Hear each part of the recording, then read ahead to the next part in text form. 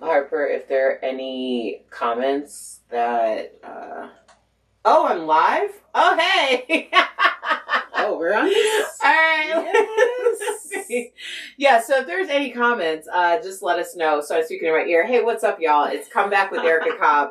Not really, but kind of. So listen, we're doing this new thing. For those of you who have been with me for a while, you know that my sister has been in Denver. She joined me during the summer for conversations with my sister.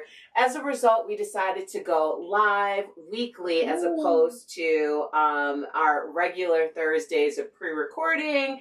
So now we are going to build a community with y'all, and we just want to make sure that you know we're going to be here each week. So basically what's going down is we're doing trending topics. All right. The stuff that y'all are talking about. Let's get it. Welcome back, Ebonie Cobb. Oh, so happy to be here. Yeah. So happy. It turns out, didn't leave. Yeah, you didn't leave. Still here. So let's get it. Okay, all right. Well, this is what's up. First of all, I just want to give a cheers to our very first live. And for those of y'all who are joining us, listen, I know this is going to be a very slow grow. That's what we're hoping for. We didn't even tell anybody we were doing this because we want it to be super organic. We are cheersing with N-A-Gin. Now, I know a lot of y'all have been doing Dry January, and shout out to you. Ebonie, when you were here last on Conversations with my sister, you talked about the fact that you had stopped drinking for a while, and that was when? That was in July 11th. July 11th. I think we were past 200-day mark at this point. Yeah, congratulations. It was deep, so, let's cheers up. You poured my NA pretty heavy, so I did. It's a very heavy pour, so this is non-alcoholic gin. And I did a dirty martini, so it's a faux teeny, and each week we'll be having different NA cocktails because what you also learn during the summer is that I am going through the IVF process. I have done 2 rounds of IVF. Yeah. We now have 4 embryos, which thank the Lord. Thank you all for all of your well wishes. That meant so much to myself and my family. And I've decided to do 1 more round of IVF because I am going to be 43 in 2 weeks, which is crazy. And we're just going to try to get as many embryos as possible.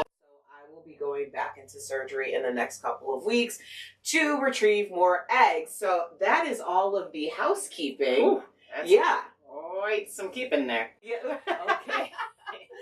It's a lot of housekeeping.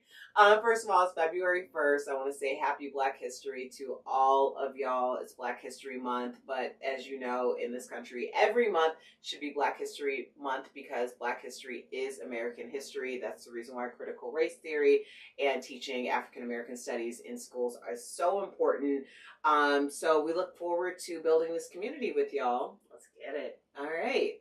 Okay, so our first big story is, and I'm really curious to get your thoughts because Gayle King, she went on a podcast interview and she talked about the struggles with dating, and she told us about a guy that she dated for not a very long period of time before he asked her to borrow money to the tune of $4,000, and when she asked what it was for child support and furniture. Yeah. Does it surprise you that she would even admit this to begin with?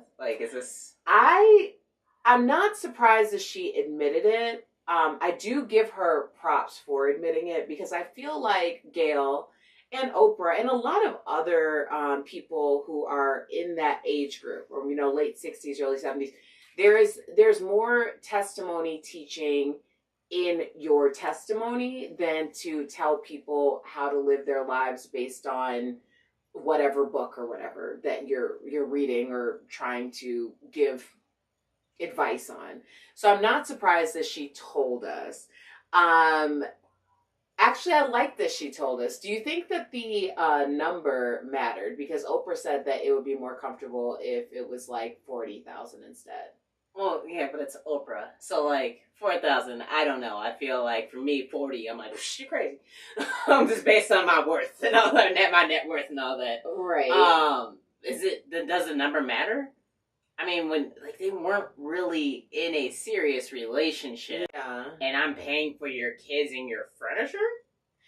Yeah, but I also understand what Oprah meant by it would be better if it was 40, because that would mean, in terms of like her socioeconomic bracket when it comes to dating, he couldn't come up with 4,000. And Oprah is basically saying, like, if this is how he's starting out the relationship, then everything is going to be a financial issue because he needs $4,000, not 40. To pay for his child support. Yeah, that's I feel like we're kind of missing some parts here. Yeah. Like, okay, well, why does it matter that it's for the child support? And furniture. So you're worried about dating me, but you don't have your things in order? Like, you don't have your house in order? You're not taking care of your kids properly right now? Yeah. And you don't even have furniture in your house, but you try to take me out to dinner? Like, it feels like your priorities are a little off right there. Yeah. But I could also see being like, yeah, but I'm taking Gayle out. This is a long-time investment. So I can see what you headed here. Right, like, but do you want to be an investment as a person? No. Like, I don't want to be somebody's come up. I was just giving some props to my freeloading king, okay? Like, I'm just out here trying. You know what? I saw the game. I saw what you were doing. It is tough out here dating. These streets aren't great. You got Gayle. You got her to go out with you. You had a good thing going. You might have played your card a little bit too early, but props to you for trying, because I mean, I see where you're headed there. You're like, hey, I got someone going to take care of my kids too. Oh yeah, I see what's going on. No, and that is such a lady boner killer. Like the idea that, like, first of all, I think that this does beg a pretty big question, because I was only asking if it mattered that it was child support. I too would be bothered with the idea that it's child support that clearly you've fallen behind on, but also to furnish your apartment or anybody or house or anybody else's. Also is bothersome. Asking for $4,000 from me is a red flag in itself. But I do think that it begs so many questions, including, should you be dating someone who cannot take care of their responsibilities? And when I'm saying responsibilities, I'm not talking about being behind on credit card bills. I'm talking about the child, because as a woman, I feel like if I was with someone who had children and I know that they're behind on child support, I can't in good faith go out to dinner with you, have you buy me things, contribute to anything in my life, because that means that I'm taking from your child and I'm complicit in that. And I do take issue with that. And I know a lot of people are probably out there like, that's not what it is. But at the root of it, it really is that. That is what it is. But at the same time, I can understand people saying like, well, what am I supposed to do? Not date, not, move forward with my life because I have a child and now I'm on the hook for this amount of money. I'm sorry, rewind. So now you're like, oh, I owe something. What am I supposed to do? Not try to grind out my life a little bit? I know. I'm just trying to play devil's advocate. Money. Like, what, am I not supposed to be happy because my child can't eat? Like, no. Like, get your stuff together, then worry about it. If you don't need to be dating right now, if you can't take care of your own responsibilities, you do not need to be somebody else's problem now. Like, you're clearly an issue. Well, like, because then here's the other thing is like, I can envision, like, how does she meet this dude? I could envision her being at some, like, high-powered, like, high-roller event, and he came in looking the part. Thank you. That's what my issue is. Because he probably came in trying to front that he was something he was not. Got her, was taking her out to nice dinners. That's why he's so far behind, because he's been taking you out, whining and dining you to get you on the hook. It's called a love scam. Oh, Lord. It's called a love scam. Yeah. He got you, all of a sudden you blinded, and now all of a sudden you paying this man's mortgage. Yeah. No, these love scams are seriously out of control. It's real. I'm telling you, be so careful. People are out here, like, we used to call them hobosexuals. Now they're just straight up scaling, like, your entire life. Like, we've had so many people on our daytime talk show, Daily Blast Live, who have been victims of love scams. I just watched Jennifer Williams' My True Scam Story. Yeah. And that stuff, and it's like, it would sound crazy if it wasn't so real. He played it well. he was there. He appeared to play the part. He did everything right. He had, the house, the Oscars, what was the fake statues and all that stuff. He was a producer. And what was it? Yeah, it was all this stuff this guy was doing. It was all made up. Oh my gosh. We live in an age now, I think of it as Gail's a little bit older. If mom were to be on the dating pool and she was oh, well, he has 3 kids and he has to pay $4,000. Do you think we'd be okay, mom, that makes sense. That's great. Go ahead and give him $4,000. Okay. Or would we be let's find this dude? Yeah. No. Let's roll up on this dude. No, for real, because I've thought about that. I've seen it happen around me. And it's I told Anthony, my husband, I was listen, if something were to happen, there is no way that I would marry another dude. You got to protect the assets that this person, you do. Not, screw all that. I'm not getting scammed. I'm not getting scammed. Okay, so let's do this, because I'm curious. Ebonie, you seem to be savvy when it comes to dating. So let me say, what if you were dating somebody and they came to you and said, Ebonie, you know what? I really need $400. You've only been together for a month and a half. I need $400. I need to take care of something that's very imminent in my life. So what would your comeback be? Oh man, that's crazy. That's it. That's crazy. See? Yeah, that I know. Your car seems to work really well. You can do rideshare. We can hustle that out real fast. You need me if you want me to. I'll roll with you. We can do rides. We can pick up food. I'll stay in the car so you can park and then drop the food off. I'll roll with you. We can listen to music. We can enhance this romance. But I'm not taking $400 out of my bank account for this. No. Especially, also, I'm you gotta look at your data points. Have we been going to dinner a lot? Are you trying to act like you're something you're not? Are you showing up in, designer clothes and all that stuff? Where is this, if I can look at you and be it seems like you're spending your money on things that aren't important and now it looks like you're falling behind, I feel I would just ghost you at this point. Yeah. Because it seems you're not someone, this isn't going to be a one-time thing. Yeah. If we're doing things leading up to this and you're kind of helping or you're paying in and doing all that, but now all of a sudden magically you need $400 and you don't have that saved up, then I'm going to question, just your overall financial savviness. Okay. All right. I do love the teach a person to fish. Yeah. I will go with you. That's definitely a teach a person to fish. I'll sit in the car. Let me just use this as the parting PSA on this entire love scam idea is get out now. It does not get any better. It legit just costs you more. It starts with a little money here and there, and next thing you know, they got your social security number, you got a whole bunch of credit cards opened in your name, all the jewelry and stuff that they purchased for you actually came from your credit. Child, it's a whole mess. It's a whole mess. They got enemies. Next thing you know, and it's always they got enemies. They're running from the mob. Their family came from money, but they can't tell you about it. All of these, I mean, it's crazy. It is crazy out here in the streets. Protect your ass and your assets, okay? Your ass and your assets. I need a new IFB. Shout out to Harper, our producer. Harper is talking. Yeah, he's talking in my ear right now. Are you telling me to move on, Harper?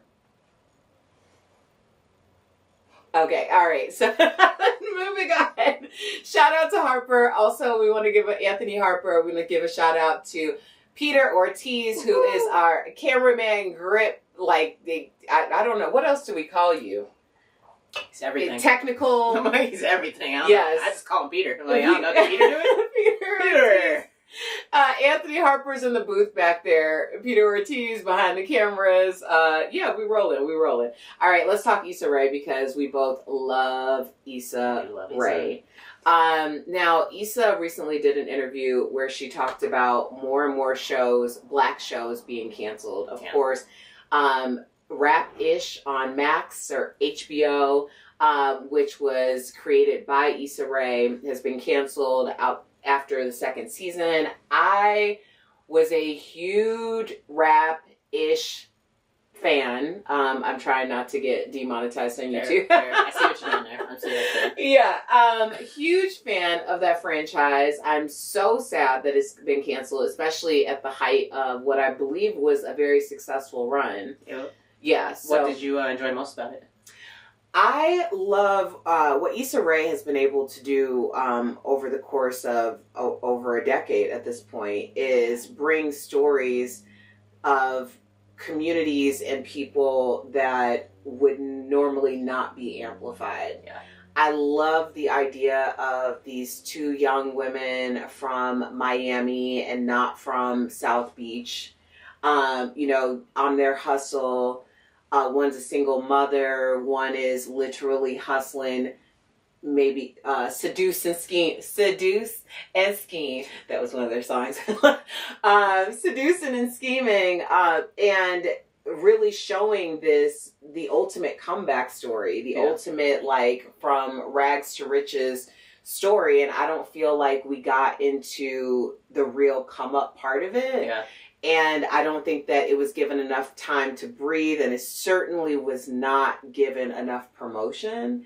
So Issa's kind of saying, you know, maybe it's time to go a different route. Maybe it's time to go indie. Yeah, I can see it. I mean, I feel like it was a great show. I liked it, but also I liked it just because of, like, it's Issa, and you can see a lot of, like, what she puts into it is a theme for most shows. So, like, having the rap in there, but also, like, the growth and, like, it's funny, like, and it's very subtle, and there's very good points that are made throughout each episode, and it's just, it bums me out when this happens, because like we didn't get to see it come all the way to fruition of really, like, when we're building up. I feel like, so yeah, it's like disheartening because I feel like we get to these points with a lot of shows, and it's like we don't really get to see it till the end and really what that end product's gonna be. Yeah. So.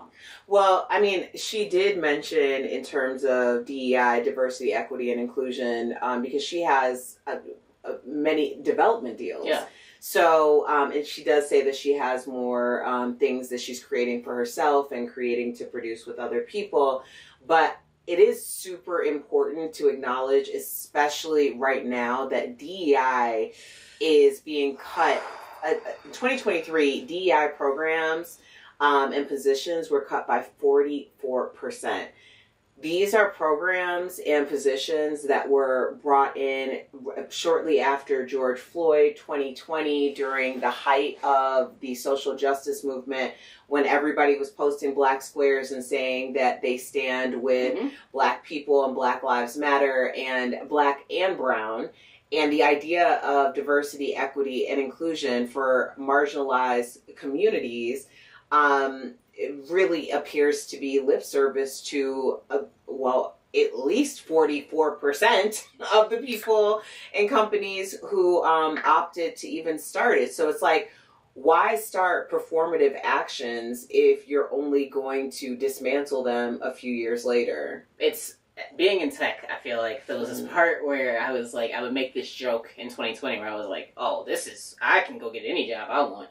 Like, because everybody was just looking for the black person to fill the spots. They didn't want to be the one that didn't have, the African-American on their team. And they were like, oh, we have to look diverse. And now it's like, we're hitting this point where it is a lip service. Like, it is like, oh, like, there's a lot of companies that started off that way, and the first thing to get cut was DEI. Like, oh, we're going under, we need to get rid of this. Yeah. And now it's like, oh, well, we're going to give the interview to you, but we really have no intention of giving you that job. Right, but here, I do want to pause you for a second, because I think it's important to couch that statement by saying, you are qualified and overqualified for the positions that you're interviewing for. So it's not as though, like, you can go out and get any job just because you're black. You could go out and get any job, and they're actually going to go through with the interview that they normally wouldn't have given you the time of day for. So I want to be very specific about Very that. much so. Very much so. I mean, I've been pretty open about this. At one point, I didn't have my first name on my resume. Like, I was E.Joy. I used my middle name because I just wanted, like, I need a job. So, like, a lot of times, like, when I was coming out of college, that was what I was doing. And then now, I'm putting my own name out there, mostly because then I'm going to get searched anyway, so you don't find my name. But it is, like, it's very disheartening, and we're seeing it in universities as well, where now all of a sudden it's like we're paying more attention to the DEI stuff, and now we're getting rid of it, and it's a lot of pressure, and we're seeing laws starting to come down saying like this is not equitable, which makes no sense, by the way, but it's happening, and like now like Issa Rae is just pointing it out in like the entertainment, but it's everywhere now. Right. It's just happening with large companies that were very vocal during 2020, and now all of a sudden it's like, well, that's not profitable. It's not as profitable as it once was. Let's trade in and go do something else, because in the end, this is all about dollars. Right. Well, I mean, it just goes to show, like, art imitates reality. Yeah. Or imitates life, and life imitates art. So it's like, you know, which comes first, chicken or the egg? I appreciate Issa Rae. She's always going to be vocal, and she's always going to be at the forefront, but I do appreciate her calling it for what it is, because, I mean, even on my podcast, I've had people on in the DEI space, and they're no longer, you know, those positions are no longer there. Yeah. Excuse me. And it's very disheartening. Yeah. So,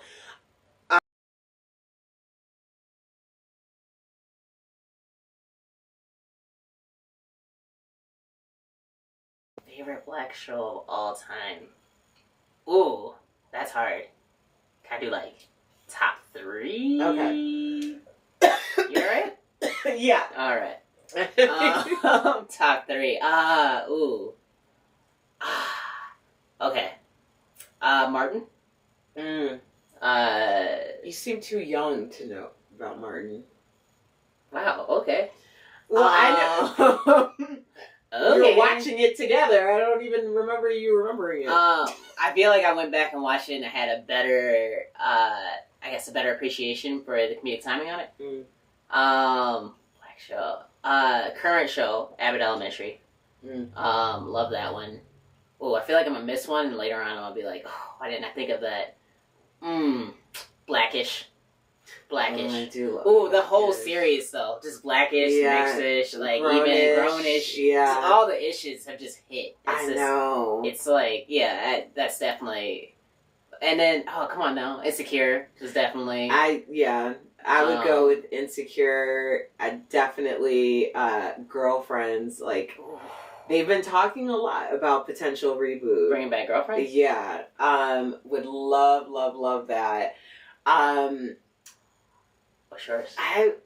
Living Single. Oh! Yes. Whoa! Yes. Why did that slip?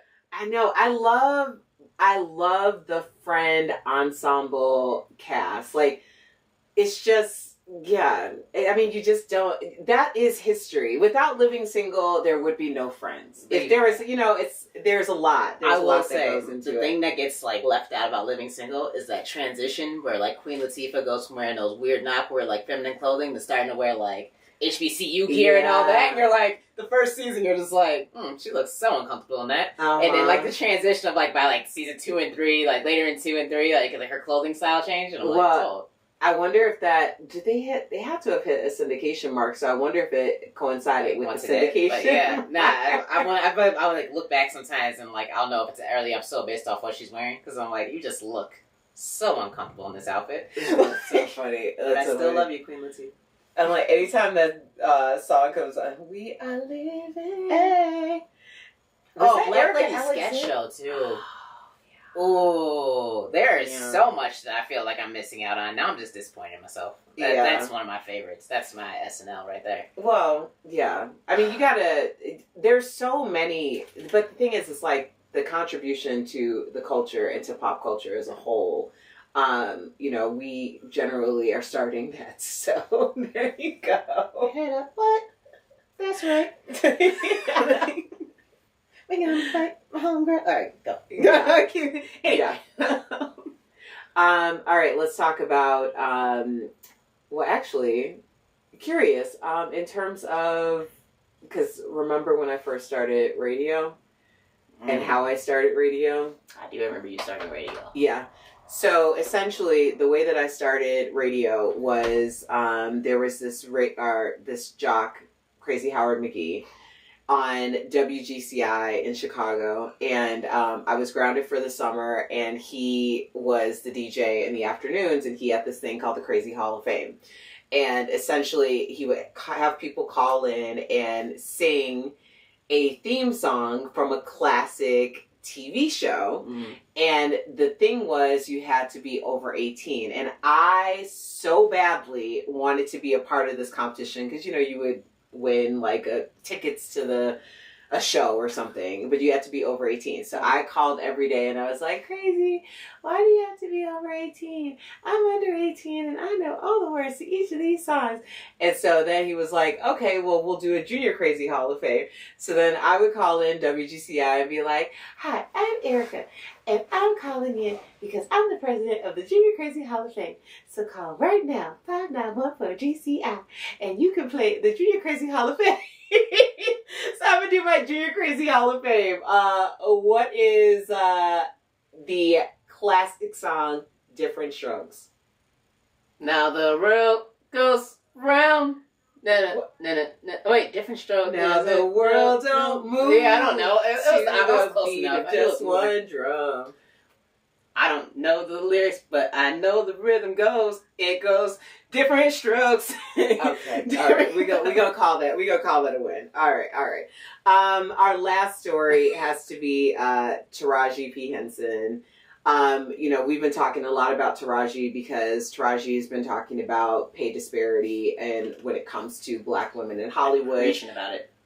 I mean, talk about testimony teaching. And she has been very transparent. And I do appreciate her transparency because I think in an age of social media and so many people, quote, faking it till you make it, to see someone who is at the pinnacle of that type of success say that I am still not where I need to be in order to be living the life that, honestly, a lot of y'all projecting that you got. Which tells me not very many people got that. Like, if Taraji ain't got it, you ain't got it either. I didn't say you said it. I'm being honest. I didn't say you said it. Hey. I'm being so honest. They get the same people asking for $4,000? Yeah, I believe so. I believe so. So, but very good news. Taraji and Terrence Howard are going to star in a limited series on Peacock called Fright Night, the $1 Million Heist. And it's also featuring Samuel L. Jackson and Kevin Hart. It's set in the 70s, and it's based on a robbery that actually happened the night of Muhammad Ali's historic comeback fight. So I love things that are based loosely or fully on historical context, historically accurate events. But both Taraji and Terrence have talked about throwing in the towel with acting. I like what she did there with the fight movie and throwing in the towel. Yeah. I like that. Okay. Well, you know. But they both talked about potentially retiring from acting or leaving the field altogether. How do you feel about that? I mean, after what Taraji shared, I understand. I think, I think there is that point. Like she said, she was tired. But I do like the fact that they're going to be back together. We're going to get back Cookie and... We're gonna get Cookie back, but not Nero and Lucius. That's where we go, Cookie and Lucius. Because I do like them on screen together. But I think it's interesting that she is doing a very limited role, of limited series, instead of diving into a big project again. And I don't know. I hope she's getting compensated well. Honestly, it kind of made me think about what that money do at Peacock, because some of these streaming services, I've heard from so many actors who talk about, the pinnacle used to be the big screen, to be in movies, and now like some of these streaming services are giving some serious coin. More than her movie roles, which apparently she's been fighting to get $500,000 in a movie. So, yeah. I do like streaming services too, because I feel like a lot of people that don't typically get leads are getting leads now from streaming services, and they're killing it. And I'm like, they're really getting the exposure that they've always fought for, so I'm loving that. I'm like, and I'm willing to pay for the subscriptions. Okay. I have been paying lately. So you are paying, so you're not robbing my... Oh, so... I mean, if I'm using your account, I feel like I'm paying. Like, you're paying, right? I don't think it works like that. Oh, no, I got a couple. I got some good Black Friday deals. Okay. All right. Okay. Harper, do we have anything we need to share with our audience?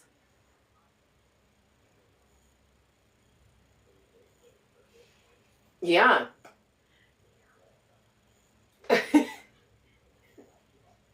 Harper's like he's on the spot. Y'all will be introduced to our crew. Listen, every Thursday we are going to be joining us. Make sure you comment and like and subscribe. I'm coming back with Comeback with Erica Cobb, the podcast, so I will have that content coming soon. We also have What Erica's Watching, which we always post each week around Friday, Saturday. When does that get posted? So there's more content coming at y'all. And also, speaking of What Erica's Watching, I don't know if you've gotten a chance with your new streaming subscriptions, but The Greatest Night in Pop, We Are the World. I have not watched it. It is amazing. If you have not watched it, check it out. I love Lionel Richie. Like, love him.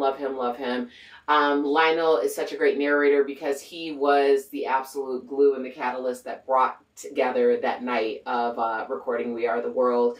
I've met Lionel a few times. He has always been amazing.